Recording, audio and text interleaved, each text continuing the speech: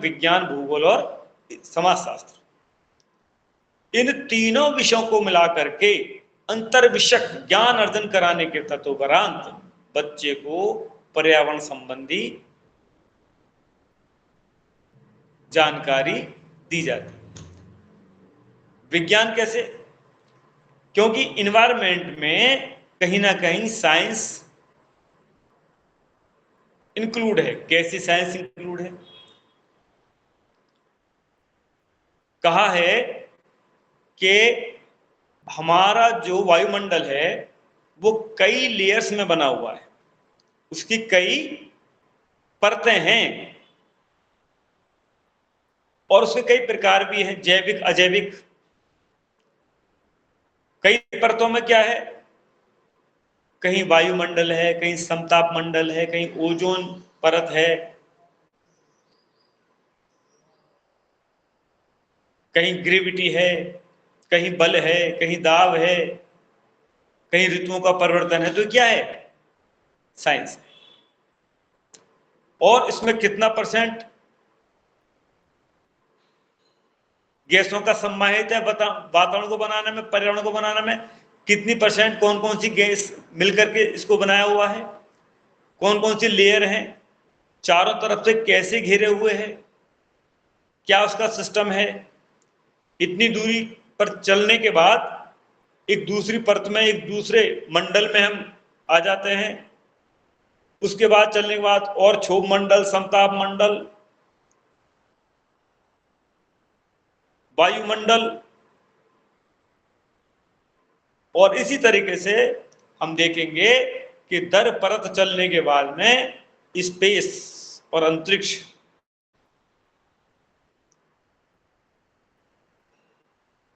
वाले एरियाज में पहुंचा जा सकता है। वो सब हमारे वायुमंडल के पास, वायुमंडल से ऊपर की चीजें हैं। किस मंडल में वर्षा होती है? ये रेडियो तरंगें, उपसेट, इंसेंट, अल्ट्रावायलेट रेज कौन से मंडल से आती हैं?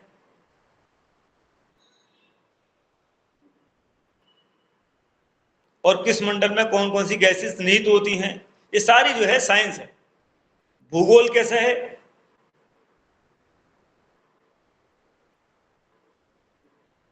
जैसे ऋतुओं की हम बात करें, वही हमारी पृथ्वी है, वही हमारा मंडल है, पर ऋतु परिवर्तित कैसे हो जाती हैं?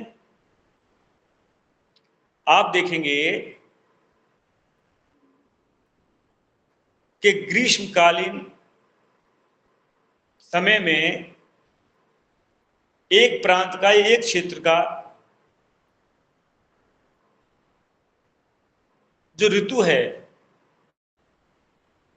वो ग्रीष्म होती है, और वहीं उसी समय, बिल्कुल ठीक उसी समय पृथ्वी पर यह भी पाया गया है कि कहीं शरद है, कहीं बसंत है, कहीं शिशिर है, कहीं हेमंत है, कहीं वर्षा है। ऐसा क्यों?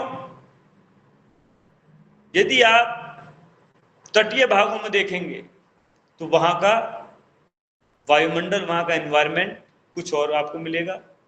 वहीं आप मैदानी क्षेत्र में देखेंगे, उसका वातावरण, क्लाइमेट कुछ और मिलेगा। वहीं आप पहाड़ी क्षेत्र में देखेंगे, उसका क्लाइमेट, उसकी जलवायु, उसका एनवायरमेंट आपको और कुछ मिलेगा। समय वही है, 24 आवर है, पर भौगोलिक स्थिति के कारण पर्यावरण और वातावरण अपना स्वरूप परिवर्तित करता रहता है। समाजशास्त्र कैसा है? लोगों के विचारों का आदान प्रदान। समाज में रह रहे किसी व्यक्ति को ठंड लग रही है, वहीं उसी सामने किसी बच्चे को देखा, वो एक कमीज में घूम रहा है। किसी पर वस्त्र भी नहीं है, किसी पर बहुत सारे वस्त्र, तब भी ठंड लग रही है। किसके कारण? वातावरण के कारण। तो ये दोनों तीनों विषय मिलकर के हमारे पर्यावरण की उत्पत्ति होती है। इसका उद्देश्य क्या है? कि पर्यावरण ज्ञान अवगत कराना, अंतर्विषयक भिन्न भिन्न विषयों को जोड़ करके ज्ञान अर्जन कराना।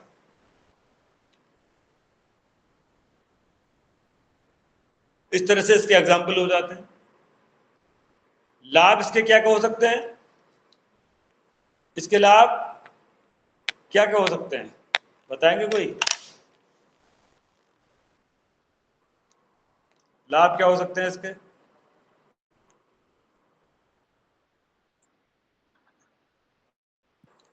हाँ, जो विषय चल रहा है हमारा, मतलब जो अंतर विषय और अन्य विषयों को लेकर के जो हम किसी एक विषय की जानकारी जुटाते हैं, वो कराते हैं, तो उससे क्या क्या लाभ देखने को मिलेंगे? इसमें क्या मिलेगा, जब अन्य विषयों को पढ़ते हैं, एक विषय के साथ साथ जटिल समस्याओं को समाधान करना भी संभव हो जाएगा। समाजशास्त्र के, भूगोल से, विज्ञान से, किसी न किसी सब्जेक्ट के माध्यम से वो चीजें क्लियर होती चली जाएंगी। बहुआयामी सोच का विकास।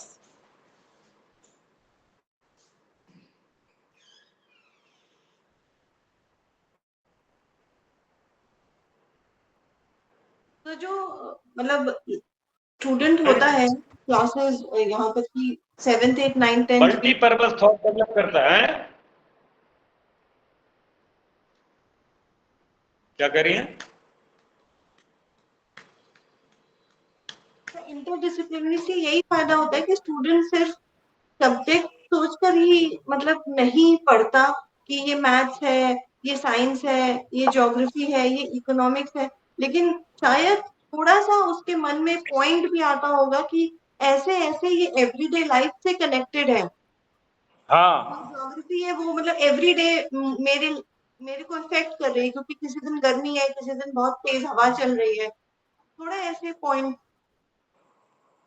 बिल्कुल सही आपने कहा।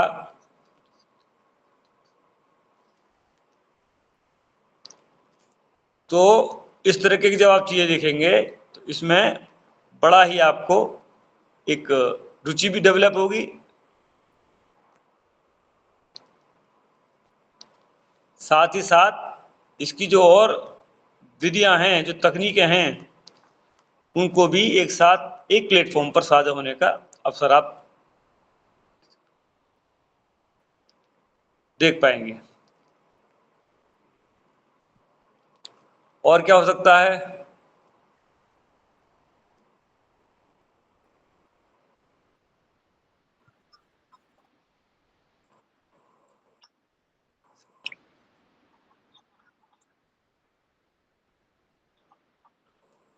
हम्म,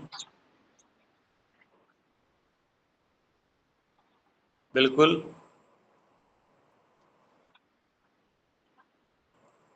ओवरऑल मल्टीपर्पज समग्र विकास।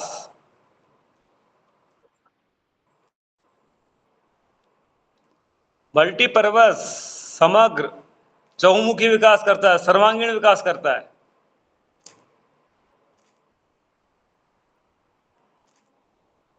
सहमत है आप? नहीं? Yes sir. तो सभी विषयों का एक साथ ये विकास करता है, ओवरऑल डेवलपमेंट। इसलिए इससे अंतर विषय क्या गया है।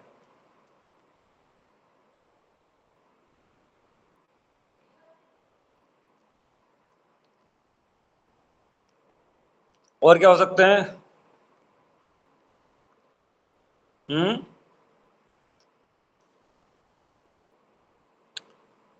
और एग्जांपल्स नहीं आते। व्यवहारिक ज्ञान की प्राप्ति हो सकती है, विद्यार्थियों में रचनात्मक और आलोचनात्मक सोच का विकास हो सकता है। साथ ही साथ इसमें कुछ चुनौतियां भी हैं, चैलेंजेस भी हैं। सिलेबस को तैयार करने में डिफिकल्टीज आती हैं। क्यों? कि कई विषयों को जब लेते हैं तो प्रॉब्लम ये आती है कि ये बच्चा कंफ्यूज हो जाता है कि हम वास्तव में शिक्षा को पढ़ रहे हैं या इन्वायरमेंट, सोशियोलॉजी, ज्योग्राफी, किस विषय की बात चल रही है।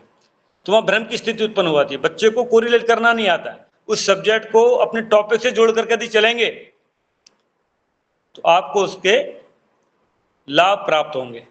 पर जैसे ही पर्टिकुलर विषय की बात आ जाती है तो फोकस करता है कि सोशियोलॉजी की बात है, वहां थोड़ा सा वहां बच्चा जो है समझने में प्रॉब्लम करता है कि साहब ये कैसे।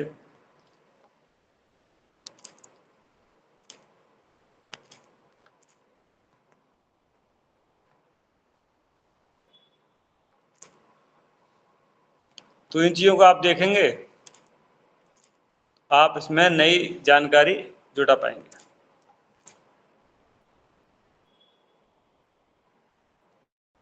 Okay sir. तो इसमें यही है, जैसे मनोविज्ञान की बात करें इसमें मनोविज्ञान भी है।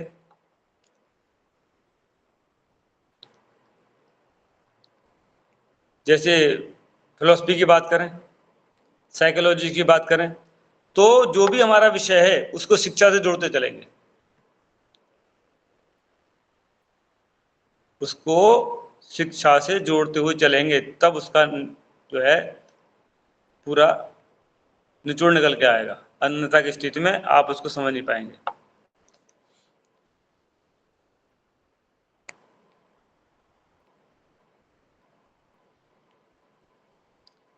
यहां तक क्या समझे आप?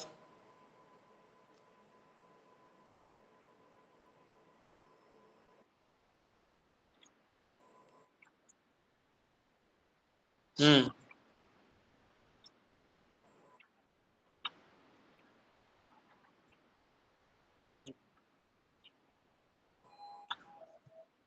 हम्म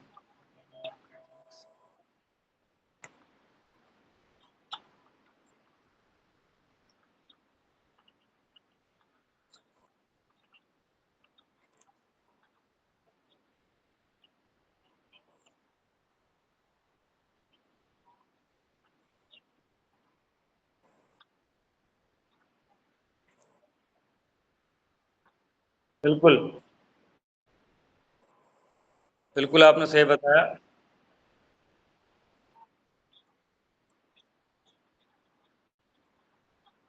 हम्म दैट्स मोर लाइक इट, बिल्कुल यही इसका पूरा बिंदु है जो आपने बताया। और जो इसमें विषय हैं, जैसे हमारे साइकोलॉजी है, फिलोसफी है, सोशियोलॉजी है, मैनेजमेंट है ना, ये सारे विषय कोरिलेट करके हम पढ़ें और अपने विषय से तारतम्यता, शिक्षा में क्या इसका संबंध है, उसको लेके चलें, तो सारी चीजें स्पष्ट हो जाती हैं। शिक्षा में अंतर विषय संबंध, जैसे दर्शन शास्त्र और मनोविज्ञान, दर्शन शास्त्र और शिक्षा, मनोविज्ञान और शिक्षा, समाजशास्त्र और शिक्षा, इतिहास और शिक्षा, प्रबंधन और शिक्षा, अर्थशास्त्र और शिक्षा, ये सब चीजें आप देख के चलेंगी तो निश्चित ही आपको इसका पूरा मूल। पर इसमें दिक्कत क्या है कि पाठ्यक्रम तो तैयार करते हैं, सिलेबस तैयार करते हैं, जब जाके दिक्कत शैक्षिक उद्देश्य क्या है इसके, पाठ्यक्रम का कैसे विकास बनाया जाए। भाई उद्देश्य तो सिर्फ यही कि अपने जो हमारे शैक्षणिक वातावरण जो समस्याएं हैं उनका निदान करना है ना, और जो पाठ्यक्रम उसको कैसे बनाया जाए जो चुनौती के रूप में है। तो जो भी प्रभावी तरीका हो सकते हैं, जो भी हमारे लिए उपयोगी विषय है, उतना ही लेकर, समग्र विषय को ना लेकर के जो उपयोग, जैसे एग्जाम्पल्स आपने ले लिए, उसका इजेंस क्या कहता है, सार क्या कहता है, वो आपने समझ लिया, उस तरीके से पाठ्यक्रम तैयार किया जाए। शिक्षक की भूमिका इसमें क्या होती है? शिक्षक इसमें महत्वपूर्ण होता है, क्योंकि शिक्षक के अभाव में ये ज्ञान वर्जित है, शिक्षक के अभाव में अधूरा ज्ञान है, क्योंकि सही दिशा जो देगा आपको, इसका ट्रेन टीचर ही आपको बताएगा कि साहब इस तरीके से इसको हम देखें, करें, तो निश्चित ही समस्या का समाधान संभव है। मनोविज्ञान और शिक्षा, मनोविज्ञान शिक्षा में क्या प्रदान करता है?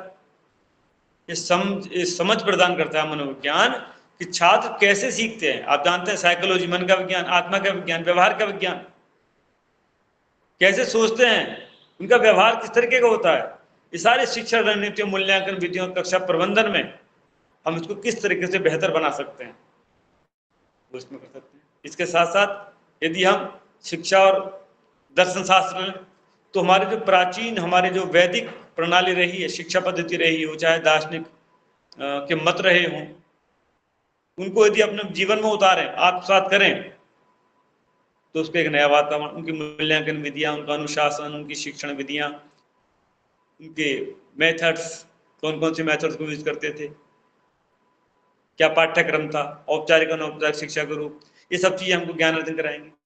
साथ ही साथ अर्थशास्त्र की बात करें तो अर्थ की समस्या को कैसे दूर किया जा सकता है ना, तो हम शिक्षा को यदि कौशल आधारित बनाएंगे शिक्षा को यदि ट्रेंड बनाएंगे, टेक्निकल बनाएंगे, सोर्सेस हम तैयार करेंगे नए नए, और उसका अपने जीवन में प्रयोग करेंगे व्यवहार को लेते हुए, तो कहीं ना कहीं हमारी अर्थपूर्ति भी करेगा। प्रबंधन में भी ऐसे ही इस तरीके से हम शिक्षा को जोड़ के चलेंगे। लर्निंग प्रोसेस, अधिगम प्रक्रियाएं, तो किस तरीके की जो प्रक्रिया हैं, पॉलिसीज हैं, जो एस्पेक्ट्स हैं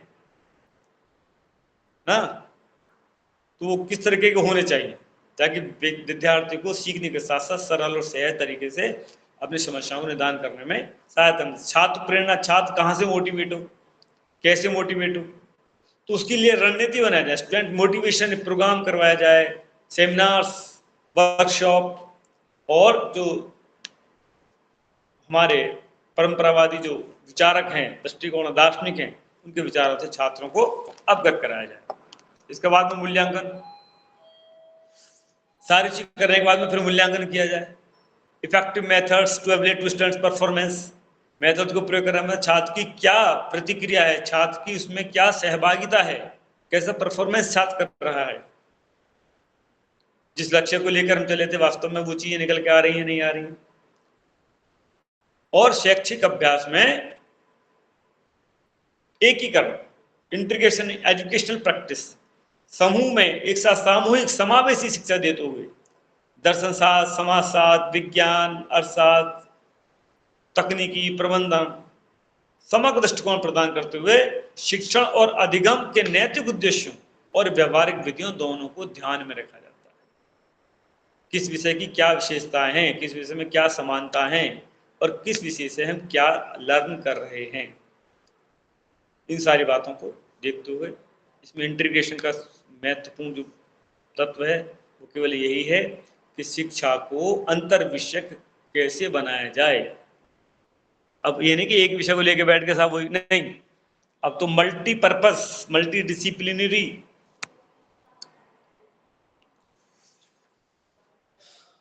इससे क्या होता है, साथ साथ कई विषय एक साथ पढ़ेंगे, नॉलेज गेन करेंगे, तो निर्माणवादी शिक्षण तैयार होंगे। कंस्ट्रक्टिव टीचिंग, जो न केवल थ्योरीज अपितु प्रैक्टिकल के साथ साथ knowledge with psychology, understanding of learning process का भी कार्य करेगी, नैतिक शिक्षा का भी कार्य करेगी। Integration ethical principles with behavioural studies to foster character development.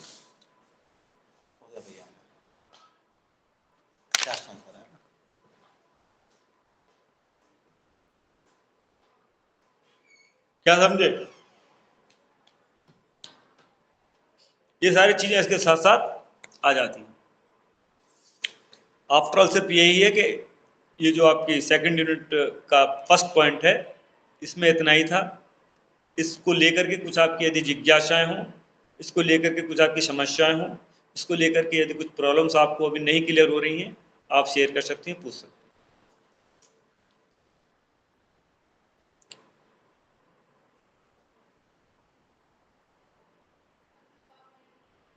जी पूछिए। थोड़ा और पढ़ना है। हैं? क्लियर है, थोड़ा पढ़ना है तो ठीक से क्वेश्चन के आंसर लिख पाएंगे, अच्छे अंक प्राप्त करने के लिए।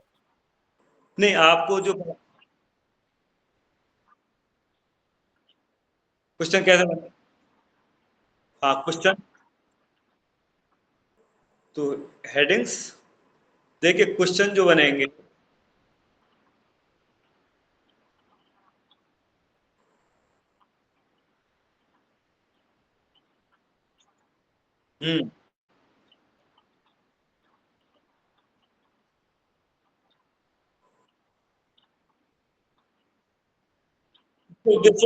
उसके उद्देश्य बताएं, उसके उद्देश्य बताएंगी, ऑब्जेक्टिव्स,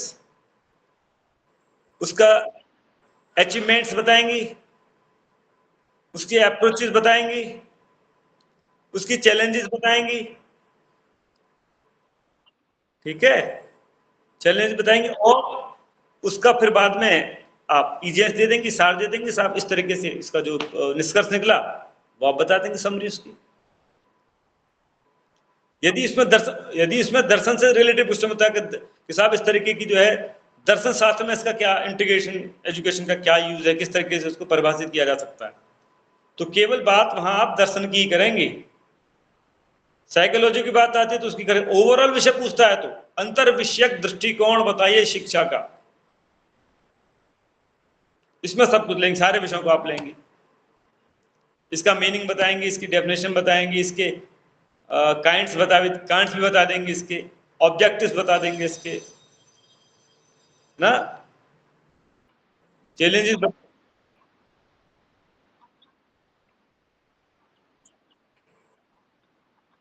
वो तो और ज्यादा इफेक्टिव हो जाएगा, बहुत अच्छा होगा। यदि आप किसी टॉपिक को लेकर के, स्पेशल टॉपिक को, पर्टिकुलर टॉपिक को आप क्लियर कर रही हैं और साथ ही साथ उसके एग्जाम्पल आप दे रही हैं, इसका मतलब कॉन्सेप्ट बिल्कुल क्लियर है, वो तो और इफेक्टिव हो जाएगा।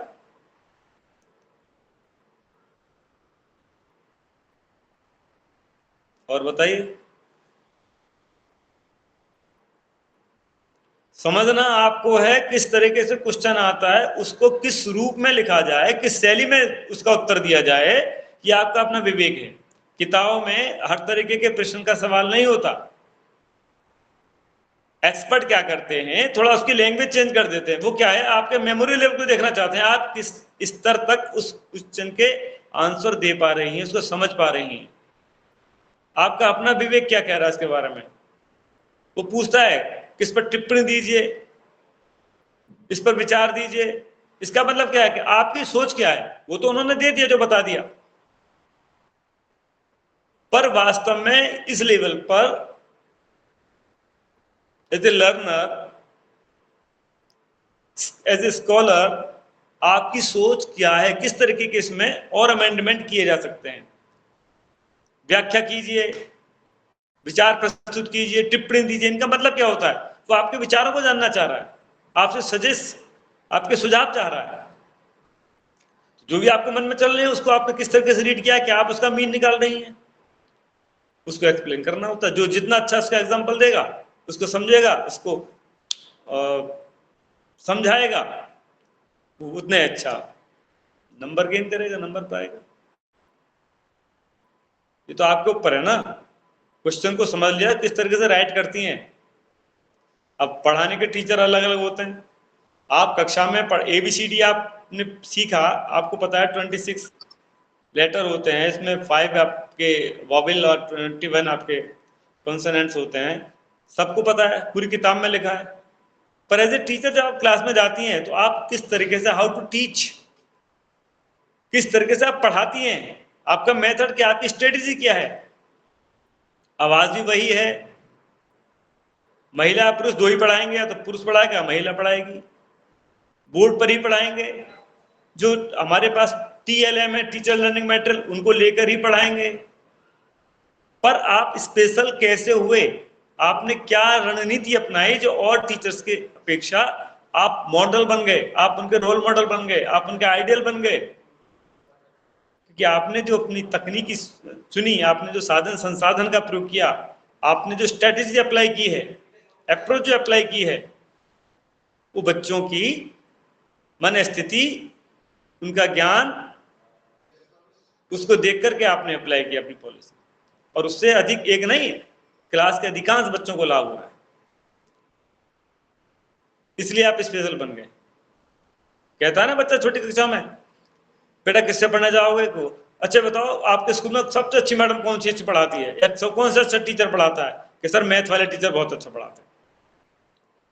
इसका मतलब क्या है कि आपने जो पढ़ाया उसका स्टाइल, आपकी जो स्ट्रेटेजी है, आपके जो मेथड्स हैं, उसको आप अप्लाई कर रहे हो।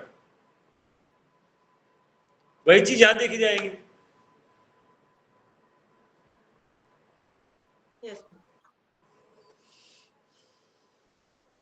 क्वेश्चन को किस तरीके से पढ़ना है, उसको कैसे एक्सप्लेन करना है, कैसे उसको राइट डाउन करना है, ये नजरिया विद्यार्थी का अपना होता है। एक क्वेश्चन होता है, कक्षा में 30 विद्यार्थी होते हैं, सबको आंसर अलग अलग होंगे, सबका क्वेश्चन का आंसर देने का नजर, उनमें से एक टॉप क्यों करता है, क्योंकि वो बेस्ट तरीके से, उसने एक शैली में लिखा है, जो पूछा गया उस तरीके से उसको, उसके एग्जाम्पल्स भी दिए हैं, उसके मीन, डेफिनेशन, उसके kinds, objectives, benefits, challenges, conclusion, सब चीज उसने डिस्क्राइब किया। क्या रह गया, तो नंबर तो वहीं से मिलेंगे ना।